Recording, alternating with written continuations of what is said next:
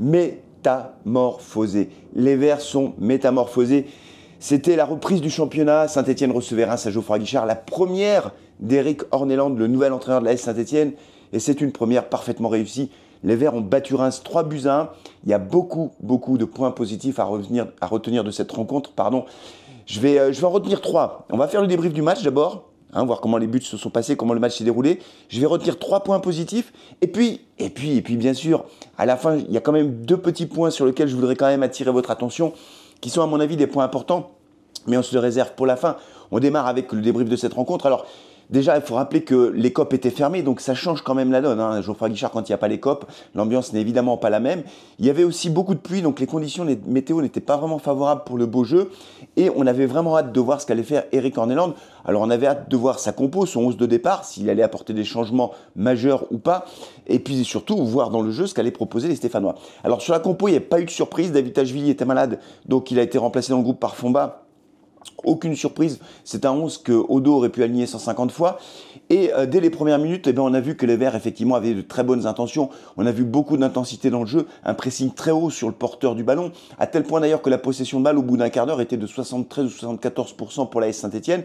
Les joueurs de Reims ne sortaient pas la tête de l'eau. Vraiment, les Stéphanois ont démarré cette rencontre du bon pied et se sont créés de multiples occasions en réalité au cours de cette première mi-temps. On pourrait citer Stassin, par exemple, qui s'est retrouvé sur le côté et qui a un petit peu tergiversé, je vais le dire comme ça, et qui a raté une occasion. Il y a Cafaro qui a eu 2 occasions. Alors, il y en a une, il a dribblé le gardien, puis après il a tiré dans le petit filet. C'est pas tellement celle-là où je trouve que Cafaro a loupé le coche. C'est sur la deuxième, il est parfaitement décalé par Benjamin Bouchouari. Étincelant Bouchouari, étincelant, j'en dirai un mot tout à l'heure. Et là, il aurait dû beaucoup plus ouvrir son pied, il avait le temps d'ajuster le gardien de Reims, il aurait dû essayer de la mettre dans la lucarne. C'est facile à dire quand c'est comme ça, mais c'est une occasion ratée. Et comment ne pas évoquer non plus le poteau de Mouton en première mi-temps. Il est bien lancé dans le dos de la défense, il y a vraiment eu beaucoup de ballons dans la profondeur. Ça a très bien marché, ça. Il se retrouve face au gardien, il fait une feinte de frappe et puis derrière, il va ouvrir son pied, il va aller frapper le poteau. Je pense, en regardant au ralenti, mais c'est toujours facile et c'est toujours pareil après coup. Il y a qu'à Faucon, c'est toujours un peu trop facile quand on commente. Mais c'est vrai qu'il y a Stassin qui était vraiment tout seul, juste devant la ligne. Et s'il lui fait la passe, derrière, ça fait but. En tout état de cause, les Verts se créent énormément d'occasions. Et franchement, on n'avait pas vu ça depuis le début de saison, en fait, d'avoir autant d'intensité dans le jeu. Les Stéphanois se créent donc beaucoup d'occasions. Et derrière, malheureusement, c'est Reims qui va ouvrir le score. Nakamura en toute fin de première mi-temps, 42e minute de jeu, un centre. La défense stéphanoise qui n'est pas présente sur ce coup-là, ça va pas. On a des petits manquements comme ça et on le paye cash en Ligue 1. Et Reims va ouvrir le score contre le cours du jeu. Bon, c'est la catastrophe. On était enchanté par la première mi-temps, par ce qu'on a vu, par cette qualité de jeu. Vraiment, on était enchanté. Et derrière, on rentre au vestiaire, ça fait 1-0. Donc là, moi, je me suis posé 2 questions à la mi-temps, parce que j'ai regardé le match en direct, je ne l'ai pas commenté, mais je l'ai regardé en direct. Je me suis posé 2 questions. La première question, c'est est-ce que les Verts, physiquement, vont tenir avec le niveau d'intensité qu'ils ont mis en première mi-temps ? Honnêtement, j'étais un peu dubitatif, je vous dis la vérité. Je pensais vraiment que ça allait être compliqué en deuxième mi-temps pour tenir un tel rythme.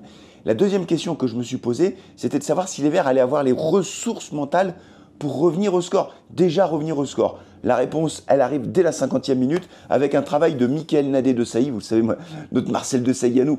Formidable match de Mickaël Nadé. Franchement, quand il est là, c'est pas tout à fait pareil quand même.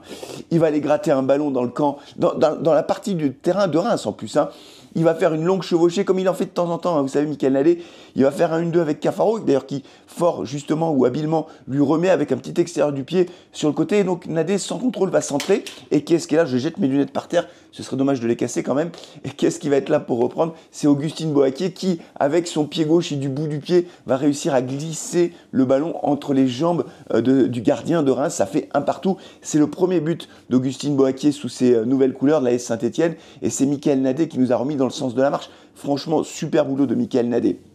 Là, on se dit, le plus dur est fait, que va-t-il se passer ? On n'a pas attendu tellement longtemps, puisque 7 minutes plus tard, c'est encore Augustine Boaquier qui va marquer son 2e but en vert au cours du même match. Voilà, il fallait attendre un peu, mais ça y est, il a ouvert son compteur but. Et là, c'est Lucas Stassin qui va parfaitement décaler Boaquier. Alors, attention, ce 2e but, je le trouve vraiment très beau. Autant le premier, il est un peu à l'arraché, mais ça fait but. Mais le 2e est vraiment très beau parce qu'il fait une feinte de frappe. Il est sur son pied gauche. Le ballon lui arrive, il fait une feinte de frappe, il se débarrasse un peu de son défenseur et derrière il va frapper avec son pied droit dans la lucarne. Ça fait 2-1 pour Saint-Etienne. Alors Reims essaye de réagir, il y a eu des remplacements, des joueurs qui sont rentrés en jeu, mais Reims a du mal à se créer des occasions et les Verts vont même tripler le score par l'intermédiaire de Lucas Tassin en fin de match à la 80e minute, lancé par Mouton, je crois, hein, c'est Mouton qui lui fait la passe. Un très beau but de Lucas Tassin, il est parti seul sur le côté, il va se débarrasser d'un défenseur en faisant une feinte de frappe encore une fois, et là il est un peu court mais il arrive quand même à s'arracher et avec une pichenette il va tromper le gardien de Reims, ça fait 3-1, même si Reims a essayé de jeter toutes ses forces dans la bataille en fin de match, ils ont trouvé le poteau, Reims n'a pas réussi à marquer ce deuxième but. C'est une 5e victoire de la saison pour Saint-Etienne. Ça fait 16 points au compteur. Sur le plan arithmétique, elle nous fait énormément de bien, cette victoire. Mais franchement, elle nous a montré que cette équipe avait du tempérament. Alors, je vous ai dit, alors là on a fait le débrief du match, je vous ai dit que je retenais 3 points très positifs de cette rencontre. Évidemment, le premier point, c'est qu'on sent tout de suite la patte Orneland. Voilà, on sent que dans le jeu, les joueurs ont été capables d'écouter les consignes du coach et dans l'intensité, dans les intentions, dans le pressing sur le porteur du ballon, dans cette capacité à trouver la profondeur, on a enfin vu du jeu à Saint-Etienne. On a enfin vu du jeu et franchement, ça fait extrêmement plaisir. Donc ça, c'est très bien. Premier élément, les joueurs ne jouent plus de la même façon. Métamorphosés, je vous dis. Le deuxième point, c'est qu'ils ont eu les ressources morales pour revenir au score, marquer un deuxième but et gagner ce match. C'est très important. Vous savez, j'attache beaucoup d'importance au psychologique, au côté psychologique des choses. Et franchement, à la mi-temps, être mené 1-0 alors que tu as fait le jeu, que tu t'es créé des occasions et que normalement tu dois mener. En première mi-temps, on ne doit pas revenir en étant mené. Tu reviens sur le terrain et tu as les ressources mentales pour revenir et gagner ce match. Franchement, deuxième point très positif. Le troisième point extrêmement positif, et c'est peut-être celui-là que je vais retenir, mais dites-moi en commentaire si c'est vous que vous retenez, c'est Eric Orneland, ou plutôt c'est son staff. Franchement, quand on les a vus sur le... Alors, pour ceux qui étaient au stade, vous avez peut-être vu, mais c'est vrai qu'il y avait les commentateurs de DAZN qui en parlaient souvent. On voit qu'il vit son match à 1000%. C'est assez incroyable. C'est-à-dire que l'intensité sur le terrain, c'est parce qu'il la met aussi sur le banc. Donc moi, quand il est arrivé, je vous ai dit, je ne porte pas de jugement, je ne le connais pas, on va voir ce qu'il donne. Franchement, c'est très prometteur. Souvent d'ailleurs, sur Carton Rouge TV, Franck notamment, nous a dit combien c'était important à Saint-Etienne d'avoir un entraîneur, je mets des guillemets, hein, pardon, mais pour me faire comprendre, gueulard.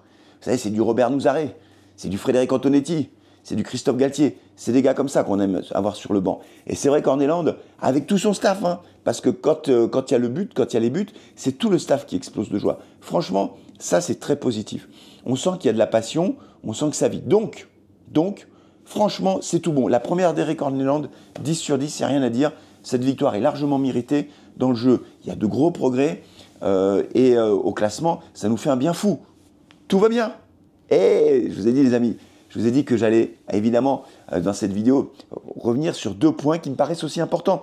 C'est pas que je veux casser l'ambiance, mais quand même, il y a 2 points importants. Le premier point, c'est qu'il ne faut pas trop s'enflammer. Il ne faut pas trop s'enflammer. Alors évidemment, là, on a vu du jeu. Donc forcément, on a des étoiles dans les yeux. Tout le monde se dit, waouh, ça y est, enfin du jeu. Donc, et puis on est supporters. Donc forcément, tout le monde a tendance à s'enflammer. Ne nous enflammons pas, les amis.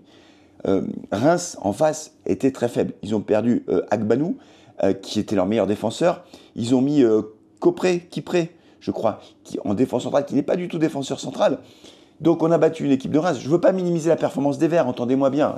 L'objectif, c'est pas ça. Je vous ai dit que c'est vraiment une parfaite réussite pour ces premiers matchs. Ce que je veux dire simplement, c'est qu'il ne faut pas s'enflammer parce que c'était Reims et que Reims est en difficulté. L'entraîneur de Reims, d'ailleurs, l'a dit après au micro de DAZN. Il a dit, nous, on a des problèmes, on n'a pas assez de joueurs, on n'a pas de banc, etc.